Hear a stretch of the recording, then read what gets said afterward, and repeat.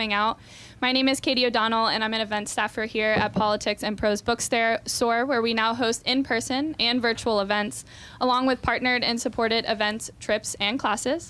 For a full list of everything offered, please visit our website at politics-prose.com. Just a few housekeeping items before we get started this evening. Please silence your cell phones so as to not disrupt the event. And while we have lifted the mask mandate here in the store, you are encouraged to continue to wear a mask throughout the event, and we have some at the front of the store for your convenience. When we get to the portion of tonight's part of the conversation for audience questions, we have placed a standing microphone here at the end of the aisle to your right. Please line up at one of these mics to ask your question. That way we can hear your question in the recording of the event, as well as for folks who are in the back of the store. Following the Q&A, we will have a signing up here at this table. So if you have not already purchased a copy of the book, we have many copies up behind the register at the front of the store to your back left. Once the event is complete, we do ask that you fold up your chairs and lean them against something sturdy to help out our staff this evening.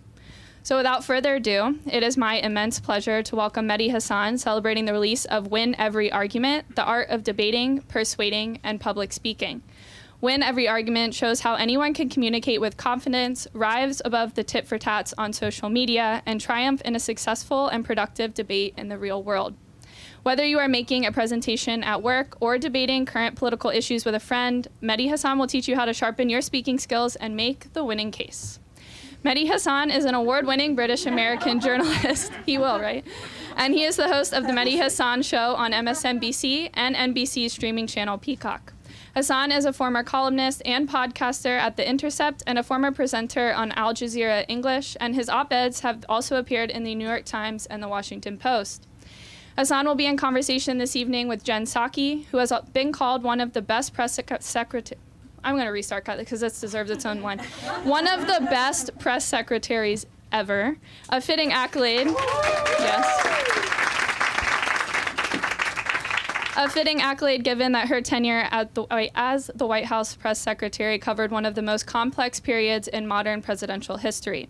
Psaki has a show launching on MSNBC in 2 weeks, Inside with Jen Psaki at 12 p.m. on Sundays. So please welcome me in joining to Politics and Prose this evening, Mehdi Hasan and Jen Psaki. Thank you. What a great crowd. Is this working? Okay. What a great crowd here. This is amazing. Well, first I want to start by just giving you a little heads up that when we get to the Q&A portion, you will all have the opportunity to debate Mehdi, should you choose. So people here who know him know there's some safe topics where he'll be on the other side. He's a cheese lover. If you hate cheese, get on up there. Or if you are somebody who thinks COVID restrictions should have been thrown out a year ago, he's also happy to debate you. So just a heads up for that. I will note that while you're thinking about this, I have a blurb on the back where I refer to Mehdi as one of the toughest interviews I did in the White House. So just prepare yourself, make some notes, and you'll have your time. So I want to start because everybody in here may own the book, or maybe they're potential book buyers and book buyers for their friends. Yeah. Why do you need to know how to win a debate? What is the goal? It's a great question. Thank you, everyone, for coming out. I never realized how popular you were, Jen Psaki, till I saw this crowd. And I was like, I picked the right person to be in conversation with. Special thanks to everyone standing up. I came to Politics and Prose last year for my friend Rabia Chowdhury's book launch, and I had to stand up the whole time, and I was really annoyed. So thank you all for coming and standing up. We appreciate you. Look, I say in the introduction to the book, people try and say, oh, I don't like arguing. Our mutual colleague Lawrence O'Donnell interviewed me on Monday night and said, I don't like arguing. And a lot of people say, we try and avoid them. And I quote They're missing out. I quote Dale Carnegie in the book saying, avoid arguments like you'd avoid rattlesnakes. I think most people actually do enjoy arguments. They enjoy winning them. The problem is they don't always win them. And if you lose an argument, obviously you're not going to enjoy doing it. So I am of the school of thought that believes that everyone wants to win an argument. Everyone at some point in their life needs to or has to win an argument, and that everyone can be taught to win an argument. And that's why I set out to write the book, because I believe very strongly that it's, people say, oh, you know, what you do or what I do, we're born that way. It's a natural. No, I don't buy that at all. I think what we do can be taught, can be learned. I've learned it over the years. People have been talking about stuff for thousands of years, going back to Aristotle. And I just wanted to combine what was already out there with my own experiences and say to people, don't be afraid of this stuff. Anyone can do this. And that's why I wrote the book. I love that you said that, and you and I have talked about this, that sometimes people think you just like, we all came out of the womb ready to like debate people, and there's a huge amount of preparation that goes into it. It's almost the most important part. You talk a lot about this in your book. So I have a show launching in 2 weeks, just again, tell us a little bit about your preparation for winning an argument or an interview, which sometimes is an argument on your show. So the book is divided into 3 sections. The first section is all about the fundamentals. It's all the stuff I'm talking about, the stuff you need to know about how to make emotional appeals, what you need to do with facts, what I call your receipts, which you know all about, and what you need to do in terms of listening, because listening is important also. Ad hominem arguments, which I mount a controversial defense for. Give us a little more for people who haven't read the book. What is an ad hominem argument? Ad hominem argument is attacking the person, not the argument. When you're in high school debate, and my daughter's in high school debate, you are taught play the bull, not the man. And that's great in theory, great on college campuses.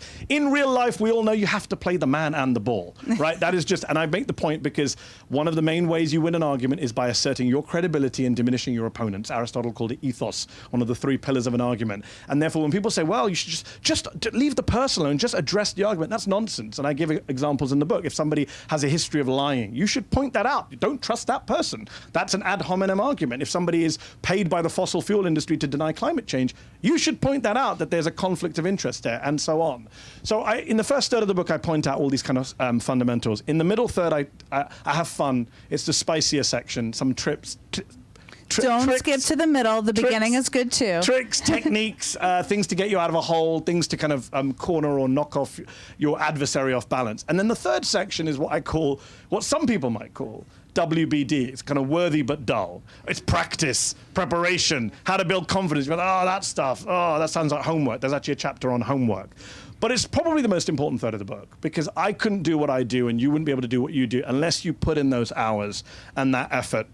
Because, as I say, this is not natural stuff. This is stuff that requires preparation, delivery. And I tell the story of many people in the book who we consider today to be great orators who didn't start out that way, whether it was Winston Churchill, whether it was, I talk about Demosthenes. Those of you who studied the ancient period, Demosthenes was the greatest orator of ancient Greece. He's considered by some to be the father of rhetoric.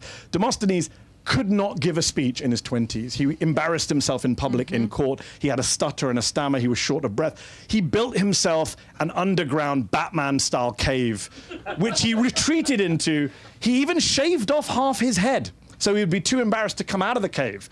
So he forced himself to stay down there, standing in front of a mirror, running back and forth, with pebbles in his mouth to get past his stammer, until he thought he was good enough to go out and take people on again. And today he's considered one of the great fathers of rhetoric. So I say, if he can do it, if Churchill could do it, if MLK can do it. And where did Churchill practice? Churchill, there's a story about his valet, Norman, who used to hear Churchill murmuring in the bathroom, in the tub, and he would run and say, "Sir, what can I get you?" And he would say, "Norman, I'm not talking to you. I'm addressing the House of Commons." Churchill would practice his speeches in the tub, because Churchill, I tell the story in the book, when he was a younger MP, tried to give a speech in the Commons, lost his place, went red-faced. I'm sure many of us have been there. Just couldn't remember what was the next thing they wanted to say. And he got, if you watch the House of Commons, it's not like the House of Representatives. It's much more furious, Prime Minister's questions. A little spicier. A little spicier, belligerent, and he got heckled down. He was so embarrassed, he said, that will never happen to me again. So he spent the next 20, 30 years becoming the guy we now remember, fight them on the beaches, stand up to the Nazis. That didn't come naturally to him. So give us a little sense of each stage. So you have a big interview coming up this Sunday. Maybe you do. I don't know what it is. You could tell us all here. What are you doing to prepare for that starting tomorrow? So the number one thing I do when I have an interview guest, and I encourage, and this doesn't just apply to interviews, this applies to, you have a big meeting in the boardroom tomorrow. You have a big case in court if you're a lawyer. You have a big presentation in high school. I try and find out it sounds obvious. I know it sounds like the Department of Bleeding obvious. Try and find out everything there is you could possibly find out about the issue, the other person, every argument. I talk about in the book a technique called steel manning. We always talk about straw manning, using the weakest possible argument against your opponent, misrepresenting your opponent's argument in a weak way. Don't do that. I mean, you could do that during a debate to mock them, but when you're preparing for a debate, steel man the argument. Come up with the strongest possible argument on the other side that you're going to come up against. I always try and pride myself in knowing the other side's argument better than they do. If you can know the other person's argument better than they do, then they've got really nowhere else to go, and there's no surprises. You don't want to be surprised in a live event, on live TV, in the middle of a boardroom presentation. So people, again, take this stuff for granted, but it requires a lot of time. I talk about in the book about role-playing. When I was at Al Jazeera English, when we spent a long time on interviews, longer than we have in cable news, as you'll discover in a couple of weeks. We would actually sit and role play. So we had the former Israeli foreign minister on the show, Danny Ayalon. I had a producer basically become Danny Ayalon for a week. And she would come into meetings and she would be Danny Ayalon. And I would treat her as Danny Ayalon. And she would, basically her job was to go through all of his previous interviews and know what his answers are to various questions. It was almost like a chart. If he says this, I'll say this. If he says this, I'll go there. So that you're complete, the whole thing is mapped out before. People are like, oh, look at Mehdi, just winging it. How did he pull that? I wish I could take credit and say I just pulled it out from my memory. No, it's all planned out. Like I'm calling her Danny even after the show's over because I got so into it. But, the role playing, brainstorming, steel manning. I talk about all these techniques to get ready for that big event. Do the homework, put in the time, because it really annoys me as someone who does this for a living that people go out there and think, well, if I'm going to operate on a patient, or if I'm going to do somebody's tax plans, I'm an accountant, I'm going to do all the work for, I'm going to go to the poshest universities, I'm going to get the best degrees. Public speaking, oh yeah, I can just do that in half an hour. No, put the same amount of effort in. It's just as hard, if not harder. So you've done all the prep work, which is the whole point. You get to the interview. What's it like in the moment when you've prepared for this moment and the person says something and you're like, I have the receipt in my back pocket and I'm so excited about this moment? Or describe it for me. But I love the way you're describing it as if you don't know that moment, because I'm pretty sure I saw you do that in the White House briefing room with Fox's Pete Ducey a fair few times. There you go. The great Nepo baby of the White House press corps. I saw the Psaki bombs, but I enjoy doing them. Many Mehdi bombs online. So I do enjoy doing them. I do. I talk about it in the book. I'm not going to pretend. This book, I'll be honest with you, there's no false modesty in this book. I'm sorry to say to you, if you're going to buy this, but I make it very clear in the book, like there's 100 books in this store, I'm sure, that will teach you how to negotiate and give a speech and, do a presentation. I'm not doing that. I'm teaching you how to win. And I'm very ruthless about that, and I'm very open about that. And I say in the book, I get a lot of, there is a high. There's adrenaline. When I'm interviewing John Bolton, and John Bolton says, and I say to John Bolton, because I did the homework, I went back and found his oldest speeches. I find him giving a speech to the Mujahideen-e-Khalq, the MEK, which is a kind of nutso Iranian cult opposition group, which people think is good because it's against the Iranian government, so we should support that group, but they're nuts. And he's gone and given speeches for money, paid speeches. So I asked him, no one ever asked him about this. So I said, okay, let's ask him about this. So I ask him, and John Bolton, we're having the interview, and I say, what about the MEK? You claim to be for Iranian freedom, but is it because they pay you 10 grand a speech or whatever it is? How dare you suggest that I do that? No one buys John Bolton, but they did pay you for your speeches when they were a proscribed terrorist organization. He says, no, Hillary Clinton, who I'm sure you love, she delisted them. I'm like, yeah, but you gave a speech to them before they were delisted in Paris. In 2000, whatever it was. I have the date. I have the YouTube. I went and watched it. We transcribed it. John Bolton, we're on remote. John Bolton's like, up. No, John Bolton does you said this interview would be 15 minutes. And your 15 minutes are up, sir. And I'm like, actually, no, I've got a clock in front of me. We're not at that time. And that is a great moment to know that John Bolton is, is nobody's fault. Whatever you think about John Bolton, smart guy, he's been debating since the Yale Political Union, is actually very good at interviews. Most interviews don't get debated. That's a great moment to go, okay, I have the receipt. He thinks he's out of here, but he's not out of here. So those moments are great moments.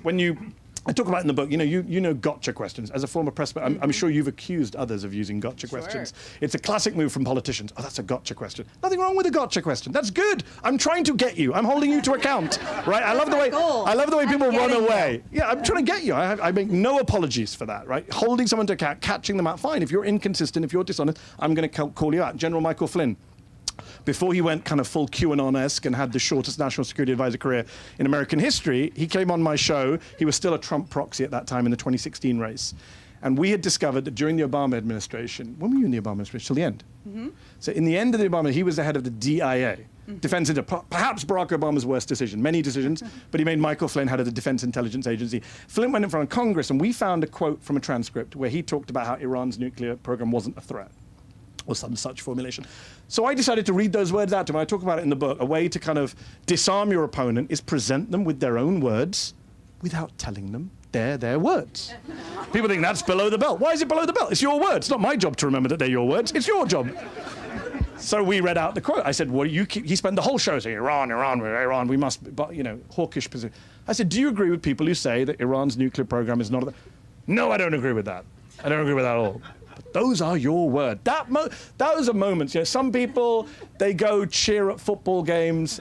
That's me. That's my moment. Yes. That's my moment. I say the receipts. And I have a chapter on chapter 3 of the book is all about the receipts. So always make sure you have your receipts. Don't get into any debate, argument, discussion where you are not armed with receipts. And sometimes physical receipts. The whole phrase receipts, Whitney Houston's line about receipts, comes from actually wanting to see physical receipts. Sometimes it's great to have a document. You've done that. Again, in the briefing room, you've pulled out. I've got it here. I had this in my pocket. I just happened accidentally. to. Just accidentally. You there didn't know. You are. So one of the things you talk about in the book, which really stuck with me, is just this: where do you balance between facts and charts and heart and emotion? I mean, and Democrats, God bless all of them in the umbrella, love a good chart. And love data. I mean, I don't know if you all remember the bending the cost curve stage of the Affordable Care Act. That was the argument. I was in the White House at the time. I still don't know what that means. Did you stay awake during the meetings? Were you snoozing in the corner? But, there is a balance, right? Yes. Because you want to be fact-based and have the receipts, but you also want to be flexible and agile. So what's that balance, or how would you define that for people? So the balance is you need facts. I'm not Kellyanne Conway. I'm not here to tell you that. We're in a post-fact, alternative fact world. In fact, one of the reasons I wrote the book is because we might come to this is like there are so many people gaslighting us these days and BSing us and have ruined the art of the debate just by kind of beating the crap out of us with nonsense that you can't even have a good faith argument anymore. But in terms of the people who do want to have a good faith disagreement, I say, look, facts are really important. You need to have a solid, substantive backing to what you're saying. But that is not what's going to win you the argument. Nobody's ever convinced with a chart and Democrats, bless them, the Labour Party in the UK where I'm from, it's the same thing, very technocratic approach. If I can do one more Pew poll data point, I will convince this voter. If I can, if I could, think tank could write a report. If I had just one more fact, one more statistic, and Hillary Clinton, bless her heart, in 2016, she's up against Donald Trump. Donald Trump understands, whatever you think about Donald Trump, he understands how to rouse people emotionally with all the worst emotions, but he knows how to rouse people emotionally. Build the wall, lock her up, ban Muslims. We remember those lines today because they're to the point and they rouse something in you, either kind of disliking or like. Hillary Clinton has a 17-point childcare plan. I'm sure it was great. I'm sure it would have improved childcare across America. But nobody was going to vote on that basis. No one was paying attention, sadly. I wish we lived in a world where the person with the 17-point childcare plan wins. But that's not the world we live in. Again, I say in the book, live in the world as it is, not the kind of abstract high school, college debate system. That's great for if you're a high school, college debater, great. But in the real world, it's not how it works. You have to have an emotional appeal. You have to be able to tell stories, engage people with passion. If it's going to be heart versus head, the heart is going to beat the head 9 times out of 10. And again, goes back to Aristotle. Aristotle talks about logos, reason. He talks about ethos, your personal credibility. But he talks about pathos. He talks about the need to connect with people's hearts. The human brain is not hardwired to receive a bunch of statistics. That's not how you convince your spouse or your kids to get anything done. You make an emotional appeal. But when we get into public policy and politics, sometimes we just think, I think Democrats in particular, because I don't know, liberal arts education, law degrees, no idea. But it's this idea of, rational. We will rationally defeat you in this Socratic method.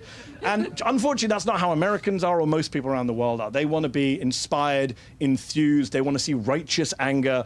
I talk in the book about Michael Dukakis as a kind of case study.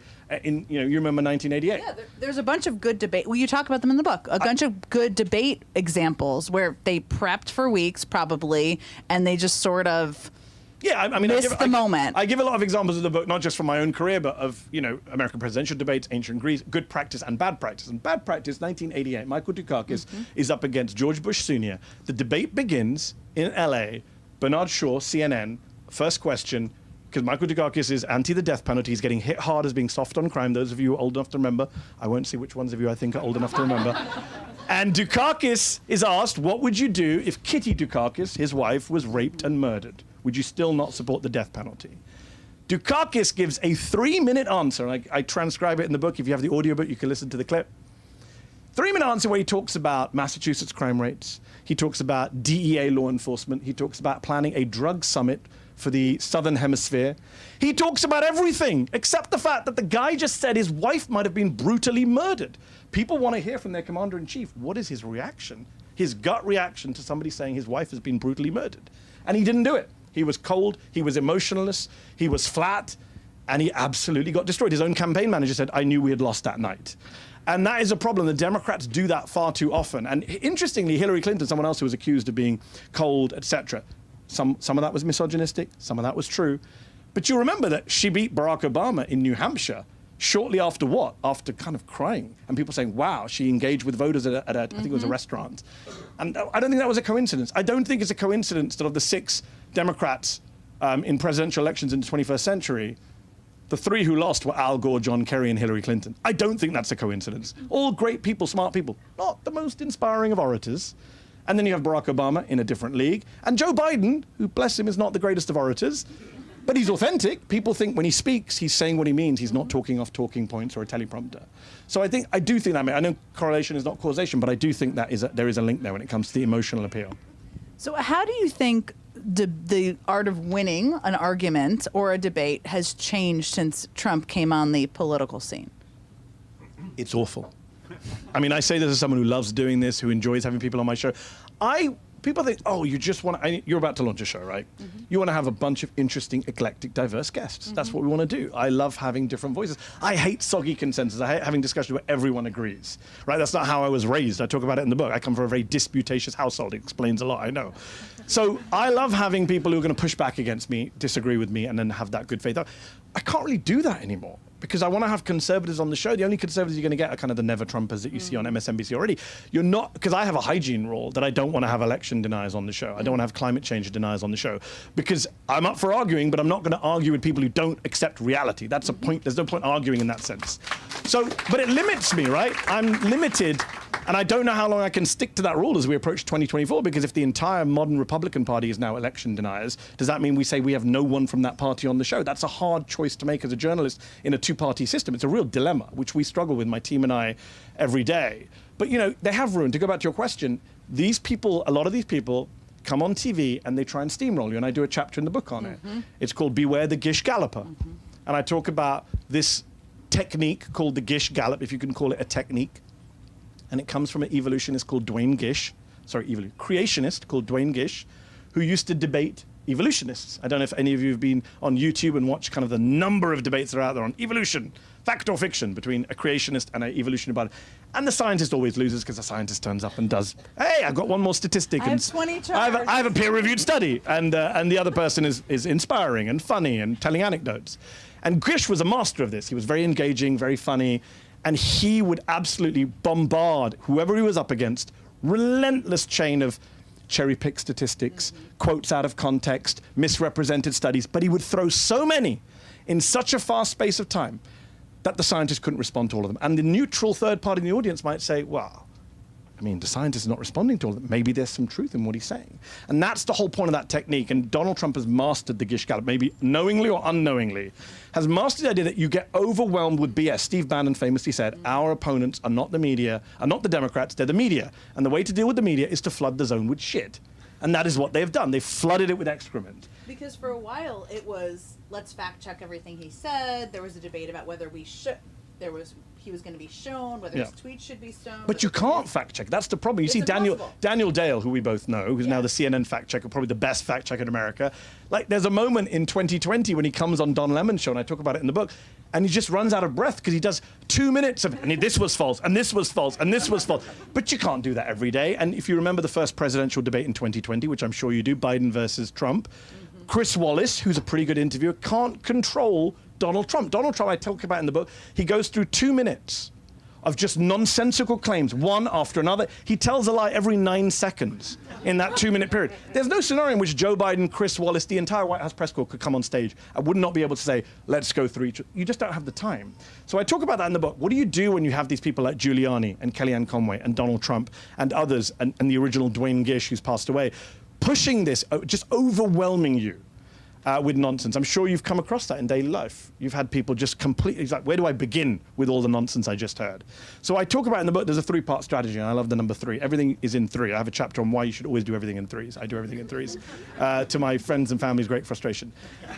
3 reasons, 3 ways you can stop the Gish Galloper. Number 1, you pick your battles, Jen. You don't try and rebut everything. That's a fool's errand. You pick the weakest, dumbest, most ridiculous claim, and you zero in on that and you mock the hell out of that. So that the audience says, wow, that's a load of nonsense. Surely the rest of those arguments you put are probably nonsense as well.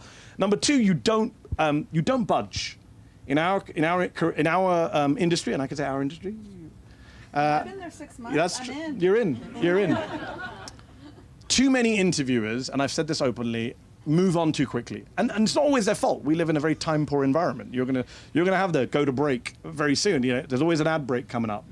It's a lot of not enough time on cable TV, and we move on. And the gish galloper, the bullshitter, takes advantage of that because they know that they can say 10 nonsensical things, and you either will rebut one of them or you won't rebut. You'll just move on to your next question because your producer's like, come on, keep the interview moving. My position is don't budge. Less is more. Don't do 20 questions. Do 2. But make sure they answer those 2. So when I interviewed Steve Rogers in 2018, who was a Trump advisor, sadly not Captain America, for my Al Jazeera English show, sadly as a Marvel fan. It could still happen. My team and I decided that we're going to focus on one Trump claim, which was, at the time he was saying, U.S. Steel has announced 6 new steel mills. And they hadn't announced 6 new, not at all. They put out a statement saying we haven't announced it, but Trump knew, no one's going to ask him, no one's going to fact check. He's already moved on to the next lie. So I said to his proxy, Trump didn't announce 6 steel new mills. That's false. That's a lie. Oh, no. What he meant to say was, steel is doing really well. I said, yeah, but that's not what he said. He said a very specific number. He said 6 steel mills. Where are they? U.S. Steel says there aren't any. Oh, well, manufacturing's doing so. And he just kept dodging, and I wouldn't move on. And I kept saying, but 6. Where are the 6 steel mills? He said 6. He's lying, isn't he? At one point, Steve Rogers says to me, and you can watch the clip, it's my pinned tweet. It's a bit of fun. He says, just move on. Literally, because he had never done, because he started producing me. Just move on. Your 15 minutes are up, sir. John Bolton style. I said, no, I'm not going to move on. And this is the third point. This is what I said. I said, because you know it's a lie, and that's what you're doing here. The third point is call it out. When someone is trying to BS you, forget about all the other arguments in the book and just say, you know what? This isn't a good faith argument. This is BS. Right? Call out the strategy. This is a gish gallop. This is nonsense. You are trying to flood the zone. Don't say gish gallop. Don't say gish gallop. Unless you've read the book and you're talking to someone else who's read the book, which I'm sure you have. Unless we divide up after and we will argue. But point it out, and the Rand Corporation makes another analogy. The Rand Corporation talks about Putin, who's a master of this also. If you saw his recent speech where he rambled through everything from Ukraine to communism to transgender rights. Rand Corporation says when the Russian fire hose of falsehood is on, the fire hose of falsehood, put raincoats on the people it's aimed at. Well, your job is, if somebody is BSing everyone, is to protect the audience. You want to tell them, you want to make them aware of what's going on. So that is, I mean, look, it's not easy to go up against a gish gallop, but there's a reason why only people like Jonathan Swan have done a good job of actually interviewing Trump, and I talk about Swan's interview. But it's hard, and there's no silver bullet, but I give a kind of my attempt at a strategy for how to take on the BSer. So we've talked a lot about kind of taking on the BSer and kind of dismantling their arguments. But part of winning an argument, as you talk about in here, is also presenting something good or positive or something that people can also bite their teeth into. This is sometimes a mistake made in politics. What's the balance, do you think, for people on that?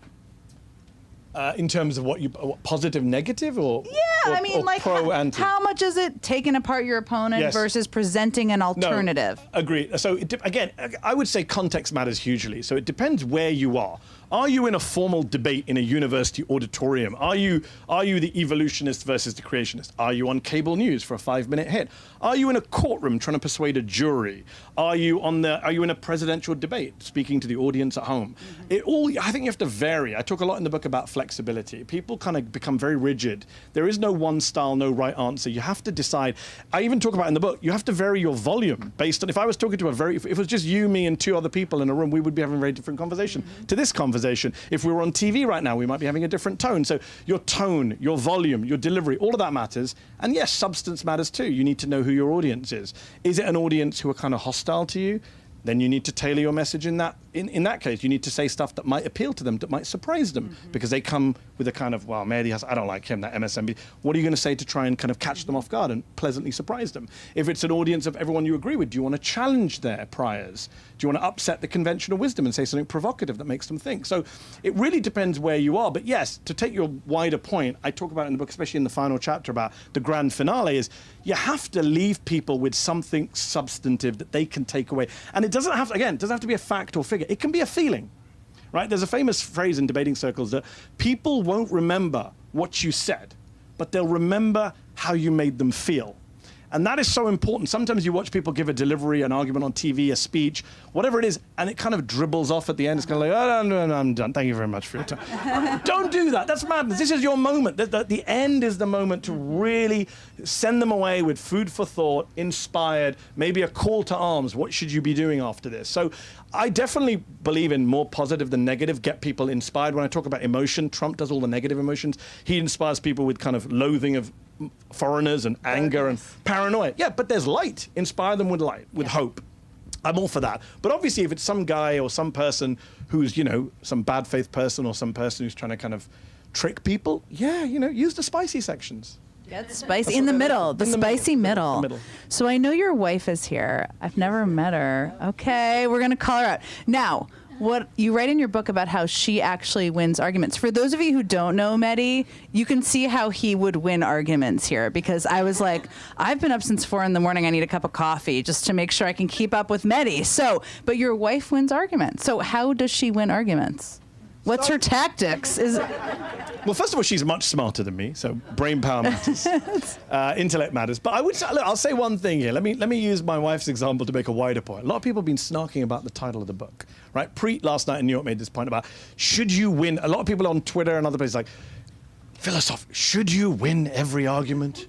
Isn't that bad? Who said yes? You're my friend. Yeah. Shouldn't that's bad? You know, debating is about learning and you know, interactions, and you should be getting stuff back. Great. I'm at the point of the book. I'm not telling you to go out and necessarily win every argument. I'm saying here's how you can win every argument, should you choose to. Just as if I'd written a book called Drive Every Car, I'm not telling you to go out, buy every car in the world and drive it. I'm saying here's how you could if you wanted to. So the example I give my wife is, maybe you might be able to beat your spouse in an argument. I'm saying just don't. Oh. Maybe just avoid it. That's a little bit like he's saying he throws the game sometimes. I'm not sure about that, but to quote a famous White House press secretary, I couldn't possibly comment. I'll come back to you on that. I'll come back. So we're going to get to your questions in a moment, and per the instructions at the beginning, if you would like to ask a question, if you'd like to debate, if you hate cheese, if you hate COVID restrictions or anything else, you can just line up right here. Marvel movies. Should Joe Biden run for office again? We get Jen's take. Yes. Everyone's too old. So I don't think that. I'm just making fun of it. Okay. You can line up at this. Don't be shy, but line up here, and Mehdi's gonna take your questions. But as you're doing that, I have a little rapid fire. So okay. line up, people. Okay. Who's the best debater today? Do you mean in politics? Take it wherever you want to take it, Mehdi. It's your book. So because it's my book, I'm going to plug the book. In the book, I talk about Elizabeth Warren and how she turned up to Las Vegas. And I'll say this about Elizabeth Warren. Whatever you think about Warren, you might think she's too left, you might think she don't like, whatever it is. One thing I'm hoping we can all in this room agree, that no matter what she does between now and the day she meets her maker, is that she saved the world from Michael Bloomberg. In one 60-second, she destroyed Michael Bloomberg's ridiculous presidential candidacy in 59 seconds. I talk about it in the book. She turns up in Vegas, first answer, she goes for a billionaire who calls women pigs. No, I'm not talking about Trump. It's genius. Her team were hugging chairs in the green room and jumping up and down. Wikipedia that night changed Bloomberg's page to say killed on stage in Las Vegas by Elizabeth Warren. So I would say, as politicians go, Warren, who was a high school debate champion and went to university on a debate scholarship, is certainly up there. You know what else she did? I mean, she had lots of plans, maybe more than Hillary Clinton. I don't know. They could have a plan off or something. But they messaged she has a plan for that, which you would just meet people at events. And I went to a bunch of the early states, and people would be like, well, I'm for her because she has a plan for everything. And it's like, have you read the plans? No, but she has a plan for all of it. I'm like, that's amazing. Which is funny because 4 years later, nearly, or 3 years later, Will Summers of the Daily Beast has a book out this week called The Plan. It's all about QAnon, because QAnon people are obsessed with the plan. So the plan has unfortunately taken a whole different meaning these days. It's taken on a bad turn. We got to take it back. Okay, who would you love to debate? And this could be someone on your show, could be a debate at an event. Someone I've always wanted to interview and really grill and go at it back and forth, because I both loathe them and respect them as intellectually. Oh, I'm intrigued. Is Tony Blair is someone This month is the 20th anniversary of the Iraq invasion, which Blair and Bush happily gave the world. And George Bush, I always think George Bush would be a kind of pointless interview. I mean, no disrespect, but like shooting fish in a barrel. Tony Blair is a very smart guy, and I've watched him be interviewed on Iraq for 2 decades, and no one really lands a blow. He's the great Teflon Tony, always slips out of it, always, well, my intentions were good, well, the intelligence. And I would love to kind of go back and forth with him nowhere else to go on the Iraq invasion, on the lies that were told, on the lives that were lost, and hold that guy to account, because no one's really held him to account for 20 years. I mean, I'd watch that. Tony Blair, if you're watching C-SPAN, if you're on Twitter, we're at Politics and Prose if you're in Washington. We're ready to do it right here. What is the issue where public opinion is most starkly different from your point of view? Oh, that's a good question. Because on most issues, I have the people. No. I guess right now, a contentious one is I support defunding police brutality in this country. And unfortunately, the polls of the American public are not there yet. And it's a tough choice. And people in your party, as you know, in the Democratic Party, in the administration you're part of, run away from this argument because they don't Or they just don't think that you should defund the police. But Or they do, but they don't want to say it because it's political suicide, they think. Or they're worried about crime in their communities. Go on. Go on. Or I didn't say anything about crime. I said defunding police brutality, which surely you agree with. Well, defunding police departments, But I which said is what we're defunding actually police talking about. Well, brutality. then you changed the meaning of this term. Which is the whole point of the book. You're a gish Define your galloper. terms. No. I'm not a gish galloper because I'm not overwhelming you with bullshit. I'm reframing the debate, which is the chapter on judo moves, which is when you're making a case, define it on your terms. Liberals and leftists for far too long fight arguments on the terrain of conservatives, and I think that's mad. Define it as you want. For example, I say in the book, when I talk about making a case, the police argument is a very hard argument to win. But don't talk about it in terms of, police crime rates, police levels, etc. Talk about it in purely emotional terms. Tell me which American supports funding the beating of Tyree Nichols. Find me an American who says, yes, I support funding that. That's my argument. Show me that person. Okay. All right. I think we're ready for some questions. Go ahead. Okay. I would like to know which debate you lost. Oh. And why, and to who. So we'll stay away from personal household debates. So I did a debate on. There was a couple, so I'm just going to think which one's the more interesting one. I'm thinking. Well, a couple of things. One is I did a debate with a climate change denier years ago. I would never have climate change deniers on my show now, but then I was cocky 10 years ago. I could do a climate change denier, and it was just pure gish gallop. It was a disaster. Like, it was just nonsense, one after another. It's conspiracy theories. You question this, that's part of the conspiracy. You cite this study, well, they're all in on it. It didn't go anywhere, and I was embarrassed that I'd used up an hour of airtime on my show to platform a conspiracy theory. So that's the kind of ones I would say avoid. And if I wrote another book, one chapter not in this book is when to walk away from an argument, when not to have the argument. But an actual proper debate that I lost, I did a debate for Intelligence Squared, which is a debating organization in the UK and the US, on Angela Merkel years ago. During the height of the Euro crisis, when Greece was really suffering. And it was about how is Angela Merkel destroying Europe, and I was making the case that she was. And it was at Intelligence Squared, and it's another reminder that you have to know your audience. I turn up at this debate, and I'm pushing kind of, Paul Krugman and lefty themes about Keynesian spending and why it's austerity is destroying Europe. The entire crowd have paid £70 for a ticket or whatever it is. Even the Greeks in the crowd are kind of like Greek shipping tycoons who are like, yes, we need to destroy our country. And I was like, this is not going anywhere. Like from 20 minutes. I'm not winning. 20 minutes in, I was like, this audience, maybe I could win this debate somewhere else. But in this hall tonight with these people, I got no chance. So it is very important. The very first chapter of the book is called Know Your Audience. Like, nothing is more important than to understand who your audience are, what they want to get out of something, what you can offer that audience, how you can identify with them. Because if you nail that, everything else is easy. Here you go. Tip number 1. You can skip the first chapter. Just kidding. Go ahead. All right. Which politician do you appreciate the most as far as their debating skills? I mentioned Elizabeth Warren already. I mentioned Tony Blair already. Let's pick someone else. I actually think... So if you take debating skills, interesting, you didn't say interviewing skills. I would say Alexandria Ocasio-Cortez, if you watch her on the House floor, separate to TV interviews. If you've seen some of her performance on the House floor, it is, to use the kids' memes, she does bring the fire. It is really, really passionate, and I love passion. The thing I hate most about politicians on the liberal left is when they are technocratic and bureaucratic and managerial.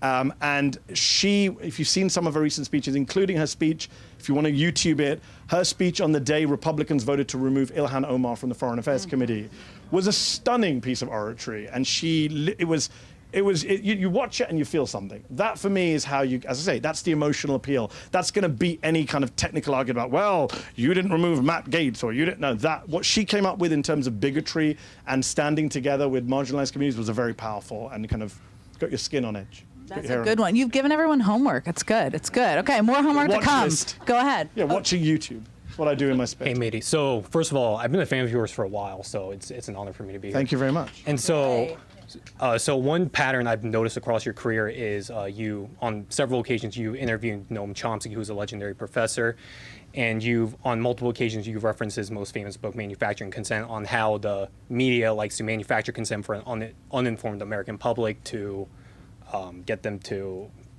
vote for candidates who are, I guess, only serve the interests of the elite. So, across your career, your records have been very clear. You're a staunch critic of Israel. You're a staunch critic of human rights. I wonder where this question is going. I'm guessing in my head. Okay, I'll make it quick. He's done his homework. You're a staunch critic of Saudi Arabia and the human rights violation. You criticize U.S. military campaign Basically have the best positions in Afghanistan, Iraq, Libya, and others. So my question for you is, how does an anti-establishment figure like you work for a corporate establishment media such as MSNBC? So let me ask you this: why are you walking away? Do you not want to brought hear the answer? fire. That's a weird. Was that a question or a speech? No, it was a question because. But normally when you ask a question, you wait to hear the answer. So, and actually, okay, let's do it this way. Let me ask you back. How do I work for them? You tell me, how do I work for them? Well, you're a broadcaster on NBC, which is owned by Comcast. It's one of the largest telecommunications. But of all the issues you you just mentioned, which ones have I stopped talking about since I went to work for MSNBC? Wait, can you repeat the question? You listen. Happily. I'm good at repeating questions. You listed a bunch of issues that you said I'd done over my career, and then you said, and now you work for MSNBC. I'm saying of all the issues you mentioned, Israel, Saudi Arabia, US militarism, Libya, etc., which ones have I stopped talking about or stopped railing against since I joined MSNBC in August of 2020? No. Well, for example, last year when the issue between Israel and Gaza was happening, you had one of the, I think it was the deputy ambassador or something like that, of Israel, and you've had him on, and he just couldn't shut up about Hamas and stuff like that. So that very clearly says and at the end of the debate, you asked him, "Do you support a two-state solution?" And he didn't really give you a direct answer on that. Well, that's an example. So That's a good example, right? Yeah. Yeah, good. I love that. There you go, ending in agreement. So my position is I have the same criticism of corporate media I've always had. I have the opportunity to work for corporate media. It's a great blessing and opportunity because I get to address millions of people on platforms that I normally wouldn't have access to. For example, I was on air in prime time at MSNBC doing All In the week that Joe Biden made one of his best decisions, but most criticized decisions, was to end the war in Afghanistan in August 2021. And I was able to get more Afghan voices on TV that week than probably any cable show or any cable channel has ever done in the space of 5 days. So for me, I have all my criticisms. I know about all the constraints. But my position is, hey, as long as they let me do what I'm doing, I'll keep doing it. And when they stop letting me do what I do, I'll stop doing it. I hope that's all right. Thank you for your question. Okay. Hi. So you mentioned the Jonathan Swan interview, which brought back lots of great memories for me. That's another piece of homework. It's very good. Please, everyone should look that up. In the audiobook, but you can also watch it on HBO. So I think that's a really great example of someone like using the tactics that you mentioned to really turn the tables on a Gish Galloper? Yes. Gish Galloper. So well so that, if I remember correctly, former President Trump was actually the one holding up the graphs. Yes. Right? He was pulling out his folders and holding up graphs, and some great memes came out of that as well. What learnings can modern journalists and hosts take away from that interview when they are choosing to interview more these gish gallopers and election deniers and so on and so forth? It's a great question, and I actually used Jonathan's interview, and Jonathan's a good friend of mine. We've talked about that interview many times. I used that interview. Who's seen the Jonathan Swan Donald Trump interview? Yeah, good. A lot of people have seen it with the famous Jonathan. You've at least seen the memes. The memes. Everyone's seen the memes. And he won an Emmy for it, which he deserved. He did the three-part process, which I mentioned. He picked his battle. He said, let's talk about death numbers. Let's talk about the statistics, case fatalities. He didn't budge when Trump brought out the graphs. Trump's like, look at South Korea. And most interviewers would be like, screw South Korea, I've got another question to ask. Yeah. Jonathan goes, okay, let's look at South Korea. And now Trump thinking, shit, South Korea, what do I do? Because normally Trump's used to like, next. Trump doesn't know South Korea. He's like, who's the president of South Korea? By the way, why did interviewers never ask Trump just fact questions? People always say, what would you ask Trump? I always think, just fact questions. Mr. President, what does NATO stand for? What is the WHO? I mean, when are you heading for Wakanda? Those are the questions I would ask in the White House briefing room to Kate if I had a chance. Anyways, but Swan did that. He picked his battle. He didn't budge when Trump threw the papers at him, and he called it out. He said, "Look, our numbers are bad. We have much worse statistics. This is what you're doing. You're just trying to railroad me." And what's interesting is, people did learn from the Swan interview. But the problem was the Swan interview was 2020. It was at the end of the Trump presidency. It wasn't until the very end that a lot of interviewers started wising up to Trump tactics, standing up to him, using words like the L word, liar, R word, racist, which too many journalists ran away from the first 3 years of presidency. And I know my good friend Wajahat Ali is here somewhere in the crowd as well, and he's made this point that like a lot of us, there were a bunch of us for years say, hey, Trump's kind of fascist and racist and dishonest. And they're like, you can't say stuff like that. He's the president. That's extreme. You've got Trump derangement syndrome. Then now it's like, oh, January 6th, we all agree with that. So some of us were saying this stuff for a long time. Jonathan Swan did that great interview. Chris Wallace also did a great interview, Trump in 2020. But it was all at the very end. Now, the big question is, what happens now in 2024? Do you still platform him? It's a good question. And I think journalists have to think long and hard how they're going to platform him. How are the interviews going to happen? Do you do them live? Please, God, no. At least pre-tape them so you can somehow interject with facts and figures. Jonathan Karl of ABC did a very good interview with Arizona election denier. Why am I forgetting her name? Carrie Lake. Carrie, how can you forget Carrie Lake? She's still protesting the election. He did it pre-taped for his Sunday show, and he cut away. Every time she said some nonsense, the voice of God narrator came in and said, that's not true. Actually, da-da-da. And that was great. I think we should do more of that with people who just are serial fabricators. Yeah. Lots of tips there. Okay, who's next? Hi, Mehdi. I've always wanted to ask you this question because I think any politician who agrees to come on your show is out of their minds, and because you are terrifying, and so you must have amazing producers that can convince people who know they're going to be destroyed to come on. Yes. Okay. But so my question is, are there people who like you are not been able to get because they're so scared to be interviewed by you? Name some names. Yes, but I'm not going to tell you their names because we're still trying to get them on. He still wants them. I'm not going to be like, he's so scared of me, he won't come on. That's not really going to work in the persuasion angle. But no, look, I have great producers. Last night in New York, my MSNBC team came out. It was really fun to talk. They were watching me, and I was giving them the credit they deserve because they make me look good with all their research and prep. And I think another friend of mine is here, Lucas Radicella is there at the back. He's an Al Jazeera English producer who I worked with for years. He knows a lot of those Al Jazeera guys.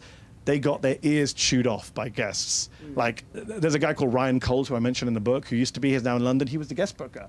And his job was to walk people out of the studio to the street. So awkward Poor sometimes. guy. It was so awkward. Like Julia Gillard, the former Australian Prime Minister, comes on the show. She comes on to promote some initiative for girls in Africa that she's promoting for me. And I say to the team, I want to ask one question about immigration. Okay, you could just ask one immigration question at the end. My one question at the end was, how does she sleep at night with blood on her hands from all the boats that have drowned because of her policies? And we're sitting opposite each other. It's me, her, a cameraman, no one else in the room. And the interview's over. Thank you for joining me. How long are you in town for? When are you in DC till? She's just looking at me like she wants to kill me. Ryan comes in and has to do the long walk of shame with her team, who are all giving him dirty looks. Vitaly Klitschko. I talk about the Vitaly Klitschko story. He came on the show. You know Vitaly Klitschko, current mayor of Kyiv, valiantly defending a city against Russian aggressors, former heavyweight champion of the world, 6'10", has arms, the size of my entire body. And he was mayor of Kiev, and he comes on the show, and we persuaded him to come. It was very hard to get him on the show. We're still trying to get him on, actually, recently. And he came. He doesn't want to come back on the show for some reason. He came on, and I asked him. He said to me, "My English not so good. You speak slowly."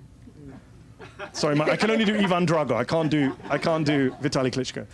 And I said, all right, I speak slowly. And for the first few minutes of the interview, I was like, you know, the British tourist on holiday, can you show me the way to the Colosseum? And I was very slow. But then after a few minutes, I was in the heat of the moment. I went back to my normal fast-paced speech.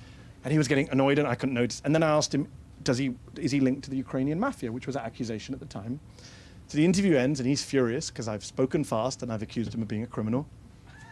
And he stands up over me, 6'10". He says, "You said you would speak slowly." And I'm thinking, is he going to hit me? And if he hits me, am I going to die? But is it going to go viral? Horrible thoughts to be having all at the same time. It's a little sick, Very sick. But then Ryan gets to walk him out of the room. He's Ryan's problem Ryan now. is tough. Where's He's Ryan Ryan's today? problem. Ryan is in London. He fled the country, literally. Understandable. All right. Hello. Can you record this if you don't post it? My friend, I forgot to ask him. A voice recording is okay too.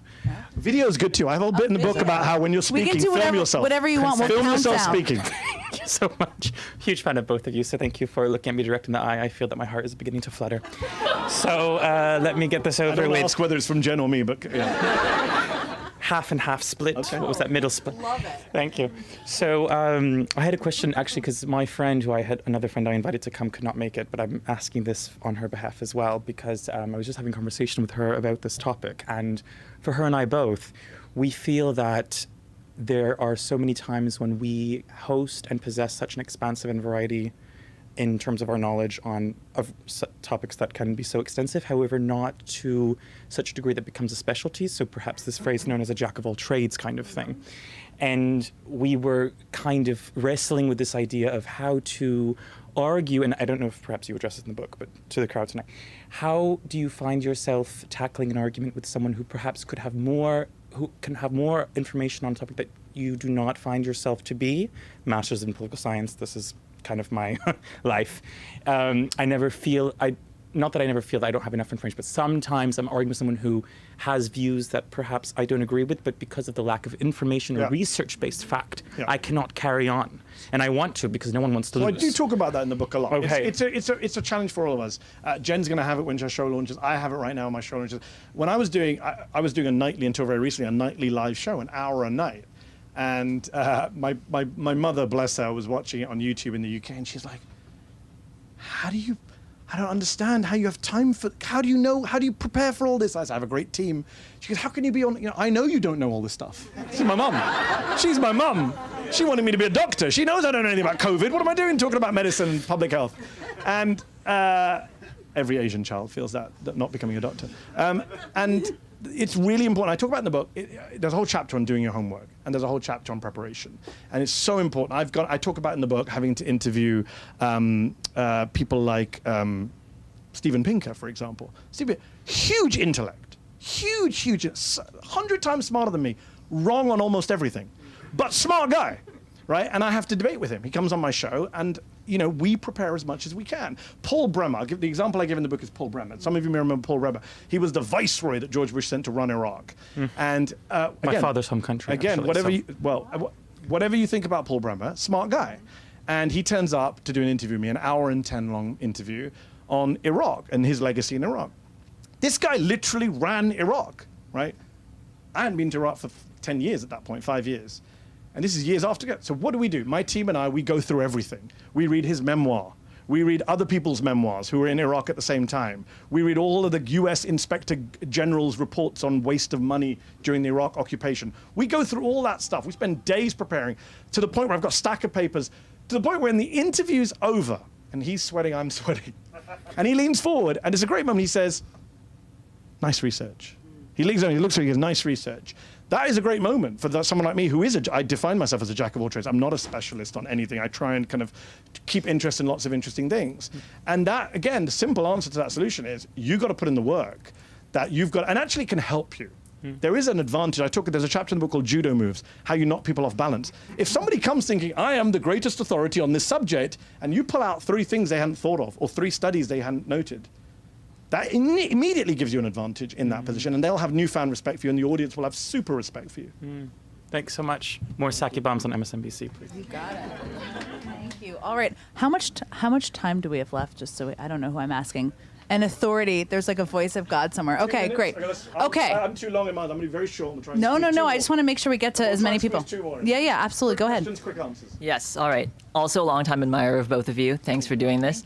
Your 60-second rants frequently go viral. You simply do not stutter. They're so are good. So effective and lethal in your arguments. I was wondering if you could take one of those 2 minutes to on the spot, whatever you want, 60 seconds. Either, I was thinking either maybe like it's always a rant about something that's wrong in the world. So maybe like a rant for 60 seconds about something that you find positive in American politics, or 60 seconds on whatever is bothering you right at this moment. I'll play the role of timer. So. All right. I'm going to say, here we go. Ready, set, go. I am 43 years old, and I love living in this country because I love all the people who my kids age right now. My kids are 15 and 10. I love young people in America because young people are saving democracy in America. And my evidence for that is go look at the 2018 midterms, go look at the 2020 election, go look at the 2022 midterms, every study that's been done. If you go talk to John Della Volpe at Harvard, he will tell you that young people with a crucial difference. Democrats say, oh, young people don't vote, only old people vote. No, not true. Young people turned out in major levels. If you take young voters out of the electorate, Democrats don't win the House in 2018, don't win the presidency in 2020, don't save the Senate in 2022, and therefore young people are actually inspiring us because everyone's like, young people are apathetic, they're always on TikTok, they're always doing nonsense. Actually, young people out there fighting for abortion rights, fighting for civil rights, fighting for minority rights, fighting for transgender rights, fighting for people who can't speak for themselves. And so I say young people is what inspires me about America, because I don't care what the older generation is doing, building walls and voting for Donald Trump. It's the young people who are going to save this country and save democracy because it needs saving. Oh, to the second. Thank you. That was very good. Okay. Hi, I'm Amanda, and I have forgotten my question after that. Just kidding. I am a communications director on the Hill, so I have worked with you before. Thank you very much, and I admire you. Thank you. Thank you. And I work for Congresswoman Betty McCollum, so I Betty very McCollum, much... who's one of the few members of Congress who truly stands up for Palestinian Yes. rights in this country. Stands up every day. I'm honored to work for her and honored to have been on your broadcast before. But my question is not about that. My question is about gender. And I would just love to know, is there anything in your book, do you cover the gender politics around making a case? And I would actually love to hear from you as well, Jen, if you have any another insights on hour. this. Yeah. Sadly, I don't address it head on. Okay. I will say one thing. There are far too few women in this book. I talk about Warren and others, especially because some of the ancient examples are all men. Like there weren't many women, unfortunately, debating with Socrates and Plato back in the day. Sadly, At least not that were published. or at least well said. One thing I would say is when you talk about gender, you talk about the way that certain arguments, when made by a woman, would not be taken the same way when made by a man. That's 100% true. I mentioned Hillary Clinton earlier, Elizabeth Warren herself. One thing I do say in the book is, and it may not be the answer you're looking for, but I talk about myself as, I'm not a woman obviously, but I'm a Muslim. I'm a member of a minority which comes with its own baggage. I talk in the book about having RAMF, which is resting angry Muslim face. When I'm paying attention, it looks like I'm angry. Like, literally, when the guest is talking, my producer will be like, you need to smile. It looks like you want to kill it. And therefore, I have to deal with some of the baggage that comes with kind of people's stereotypes, preconceptions, angry Muslim man.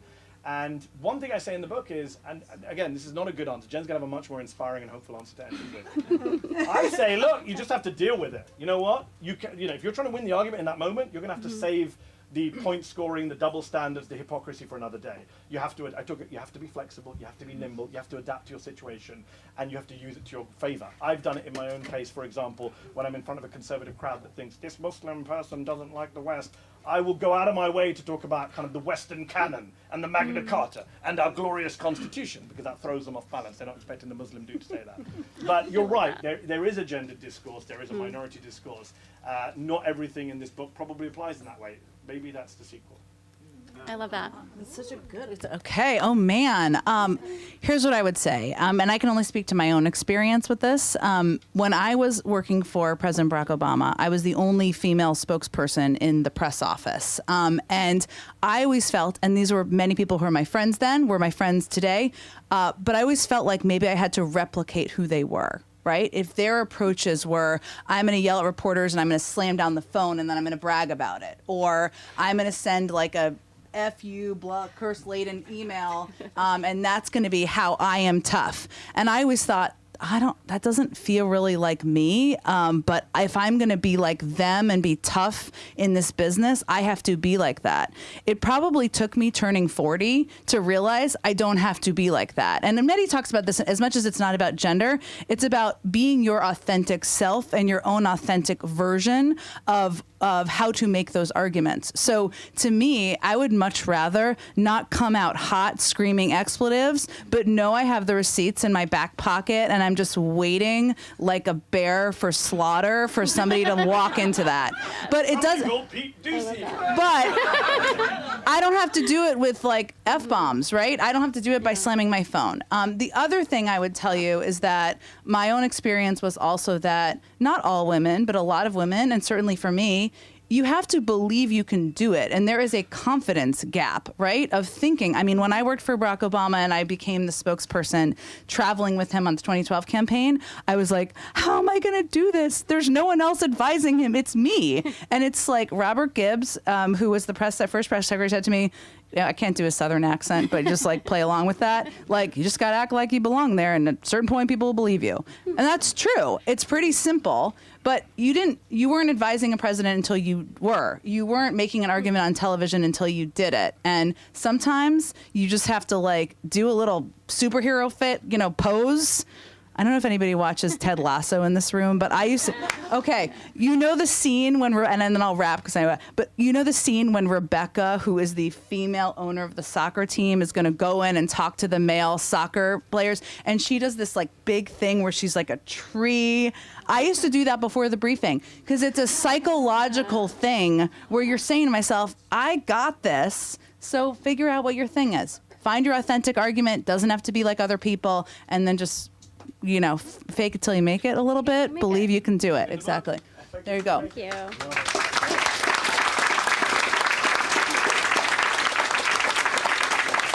All right. Well, I think that wraps our program. Mehdi, this book, which I read several months ago, but is phenomenal. I learned a lot in this book. There are so many key components of this book. I still don't want to go on Mehdi's show, and I did Fox News a lot. So it's amazing. Highly recommend it. I think. You know when you came on a show with me when I was sitting in the 11th hour, and I grilled you, and all your fans trolled me all night. Go. How dare you speak to Jen Psaki?